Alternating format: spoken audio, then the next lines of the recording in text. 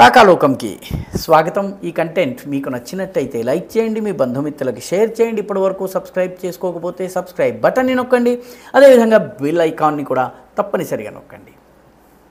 మిత్రులారా, గత 78 సంవత్సరాల్లో జరగనటువంటివి జరిగేలా చేసేటటువంటి బాధ్యత బహుశా నరేంద్ర మోదీ మీద పెట్టారేమో. రికార్డులను తిరగరాయడము, కొత్త రికార్డులను సృష్టించటము, ఇప్పటి వరకు జరగనటువంటివి జరిగేలా చేయటము బహుశా నరేంద్ర మోదీ ఈ పదవీ కాలంలో జరగాలని చెప్పి రాసి ఉందా అన్న అనుమానం కలుగుతుంది. ఎందుకంటే ప్రధానమంత్రి నరేంద్ర మోదీ అధికార పగ్గాలు చేపట్టిన తరువాత నుంచి దేశంలో అంతమటుకు జరగనటువంటివి 78 ఏళ్ల స్వాతంత్ర భారతదేశ చరిత్రలో జరగనటువంటి విషయాలు జరుగుతున్నాయి. మనందరి దృష్టి కశ్మీర్ మీద ఉంది, మనందరి దృష్టి పాకిస్తాన్ మీద ఉంది. ఆపరేషన్ సింధూర్ తరువాత ఏమవుతుంది, లేకపోతే కశ్మీర్లో అమర్నాథ్ యాత్రికులు వెళ్తున్నారు, అక్కడ ఏం జరుగుతుంది, వీటి మీద మన దృష్టి ఉంది. పత్రికలు, మీడియా ఇవన్నీ కూడా దాని గురించి ఆలోచిస్తున్నాయి. ఢిల్లీకి దాదాపు 3000 కిలోమీటర్ల దూరంలో భారతదేశపు కొట్టకొసలో ఉన్నటువంటి ఒక సరిహద్దు రాష్ట్రము. ఆ రాష్ట్రానికి రెండు వైపులా 2 దేశాలతో సరిహద్దు ఉంది. ఒకవైపున మొత్తము తూర్పు భాగాన మొత్తము మ్యాన్మార్ ఉంటుంది, పశ్చిమ భాగం మొత్తము బంగ్లాదేశ్ ఉంటుంది. ఈ రెండిటితో సరిహద్దు షేర్ చేసుకునేటటువంటి ఆ చిట్ట చివరి రాష్ట్రంలో కనిపించనిది ఇంత మటుకు కనిపించబోతోంది. ఇప్పటి వరకు వినిపించని శబ్దం వినిపించబోతోంది. రాష్ట్ర రాజధాని అయినటువంటి ఐజాల్, మిజోరాం, నేను చెప్తున్నటువంటిది మిజోరాం రాష్ట్రం గురించి. మిజోరాం రాష్ట్ర రాజధాని అయినటువంటి ఐజాల్కి రైలు రాబోతున్నది. రైలు పట్టాలు వేయటం జరిగింది. ఆ రైలు పట్టాలు సంబంధించిన ట్రయల్స్ పూర్తయిపోయినాయి, పట్టాలు పూర్తిగా నిర్మాణం అయిపోయినాయి. అస్సాం సరిహద్దు గ్రామమైనటువంటి రైల్వే స్టేషన్ అయినటువంటి బైరాబీ నుంచి మిజోరాంలో ఉన్నటువంటి సైరాంగ్ వరకు రైలు పట్టాలు దాదాపు 51.38 కిలోమీటర్ల పొడవైనటువంటి రైలు మార్గాన్ని నిర్మించారు. ఈ రైలు మార్గాన్ని నిర్మించడం ద్వారా ఐజాల్కి రైలు తీసుకొచ్చారు. ఇందాక మనం చెప్పుకున్నటువంటి సైరాంగ్ నుంచి 7-8 కిలోమీటర్లు వెళ్తే మిజోరాం పట్టణము రాజధాని వస్తుంది. కాబట్టి మిజోరాం రాష్ట్ర రాజధానిని ఆనుకుని ఉన్నటువంటి సైరాంగ్ వరకు రైలు వచ్చేసింది, అంటే ఐజాల్ వరకు రైలు వచ్చేసింది. ఇదొక అద్భుతం. ఎందుకంటే కొండ ప్రాంతాలు, బాగా దట్టమైనటువంటి అడవులు, కొండ ప్రాంతాలు ఉన్నటువంటి ఈ ఐజాల్ వరకు రైలుని తీసుకుని రావాలన్నటువంటి ఆలోచన భారతదేశంలో ఉన్నటువంటి ఏ ప్రభుత్వము చేయలేదు. ఇప్పుడు అది వాస్తవం కాబోతోంది. త్వరలో అక్కడ రైలు రాకపోకలు ప్రారంభమవుతాయి. ప్రధానమంత్రి నరేంద్ర మోదీ దాన్ని ఇనాగరేట్ చేయబోతున్నారు. ఈ సైరాంగ్ అనే ప్రాంతం వరకు, అంటే మిజోరాం రాజధాని ఐజాల్ వరకు రైలు మార్గాన్ని వేయడం కోసము దాదాపు 104 కిలోమీటర్ల ఎత్తైనటువంటి ఒక బ్రిడ్జిని తయారు చేయవలసి వచ్చింది. పియర్ బ్రిడ్జ్, స్తంభాలను పెట్టి ఈ బ్రిడ్జిని కట్టడం జరిగింది. దీనికన్నా పొడవైనది ప్రపంచంలో ఒకటే ఉంది. అది ఇటీవలే చెనాబ్ బ్రిడ్జ్ పేరు మీద జమ్మూని శ్రీనగర్ని కలపడం జరిగింది. శ్రీనగర్కి రైలు తీసుకెళ్ళటం కోసము ప్రపంచంలోనే అత్యంత ఎత్తైనటువంటి బ్రిడ్జ్ నిర్మాణం చేశారు. 2వ ఎత్తైన బ్రిడ్జ్ ఇప్పుడు మిజోరాంలో నిర్మాణం అవుతోంది.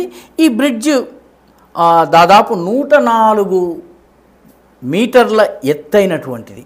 అంటే ఇది కుతుబ్ మినార్ కన్నా 42 మీటర్ల పొడవు. దాదాపు మన చార్మినార్ ఎత్తు ఎంత ఉంటుందో అంత ఎత్తు మీద బ్రిడ్జ్ నిర్మాణం చేయటం జరిగింది. దీనివల్ల సిల్చర్ నుంచి ఐజాల్కి రావడానికి రోడ్డు మీద 10 గంటలు పడితే ఇప్పుడు 2-3 గంటల్లో చేరుకోవచ్చు. నువ్వు రైలు 110 కిలోమీటర్ల వేగంలో ప్రయాణం చేయగలవు. కాబట్టి మిజోరాంతో కనెక్టివిటీ ప్రారంభమైనట్లే మనము చెప్పుకోవచ్చు.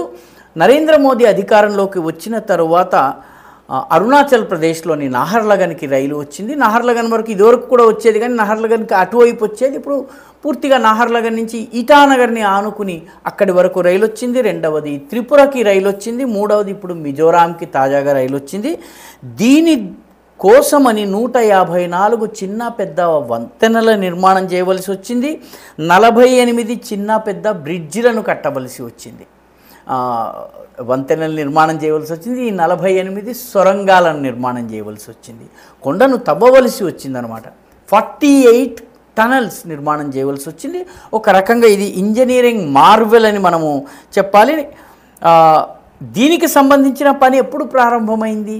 2014లో నరేంద్ర మోదీ అధికారంలోకి వచ్చిన తరువాత నవంబర్ 29వ తారీఖున దీన్ని ప్రారంభించారంటే ఆయన పదవీ కాలంలో ప్రారంభమై ఆయన పదవీ కాలంలో కొనసాగుతుండగానే రైలు ఐజాల్కి వచ్చింది. ఐజాల్కి రైలు రావడం అంటే ఈశాన్య రాష్ట్రాల ప్రజల కళ నెరవేరినట్టు. ఐజాల్లో ఉన్నటువంటి ప్రజలకు రైలు అంటే ఏమిటో తెలియనటువంటి పరిస్థితి ఉంది. కలకత్తాకో గువాహటీకో వస్తే తప్ప వాళ్ళకి, సిల్చర్కో వస్తే తప్ప వాళ్ళకి రైలు తెలియదు.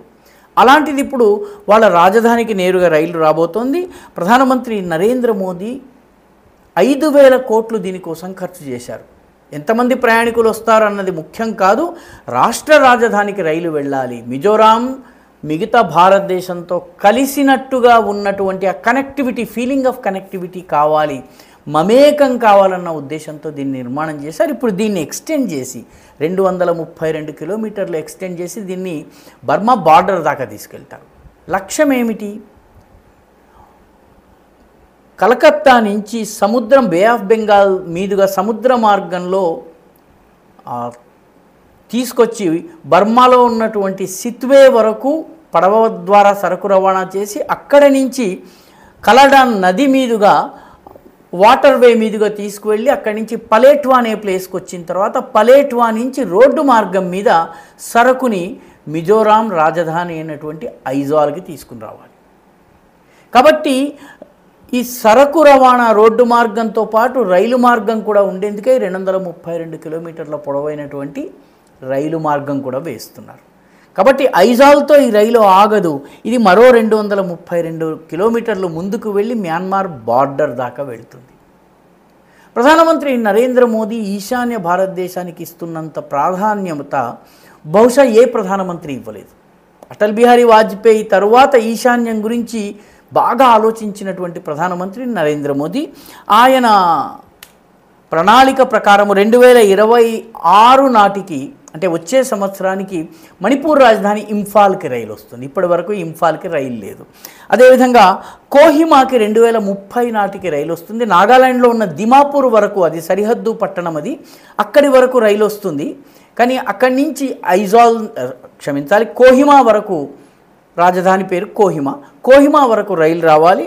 అదేవిధంగా సిక్కిం క్యాపిటల్ అయినటువంటి గ్యాంగ్టాక్కి 2028 నాటికి రైలు రాబోతోంది. అదేవిధంగా మేఘాలయ రాజధాని షిల్లాంగ్కి 2030 నాటికి రాబోతోంది. 2030 నాటికంటే దేశ స్వాతంత్ర శతాబ్దికి ముందే ఈశాన్య భారతదేశంలోని అన్ని రాష్ట్రాల రాజధానులకు రైల్ కనెక్టివిటీ రాబోతుంది. ఇది అద్భుతం కాక మరేంటి? ఇది అద్భుతం కాకపోతే 78 ఏళ్ళుగా ఎందుకు సాధ్యపడలేదు? 78 ఏళ్లుగా ఈ రాష్ట్ర రాజధానుల్ని ఉపేక్షించి ఈశాన్యానికి రైలు మార్గం అక్కర్లేదేమోనన్నట్టు వ్యవహరించిన ప్రభుత్వాల కన్నా నరేంద్ర మోదీ భిన్నంగా ఆలోచించి ఈ కనెక్టివిటీని పెంచడం జరుగుతోంది. రాకపోకలు పెరిగినట్టయితే దేశభక్తి పెరుగుతుంది, మమైకమవుతారు ప్రజలందరూ అన్నటువంటి ఉద్దేశంతో ఆయన ఈ చర్యలు తీసుకుంటున్నారు. ఇప్పుడు మిజోరాం రాజధానికి అత్యంత సమీపం వరకు రైలు రాబోతోంది. త్వరలో ప్రధానమంత్రి దీన్ని జాతికి అంకితం చేయబోతున్నారు. ఈ వీడియో మీకు నచ్చినట్టయితే లైక్ చేయండి, షేర్ చేయండి, ఈ ఛానల్కు సబ్స్క్రైబ్ చేయండి. మీ అభిప్రాయాన్ని కమెంట్ల రూపంలో తప్పనిసరిగా పంపించండి.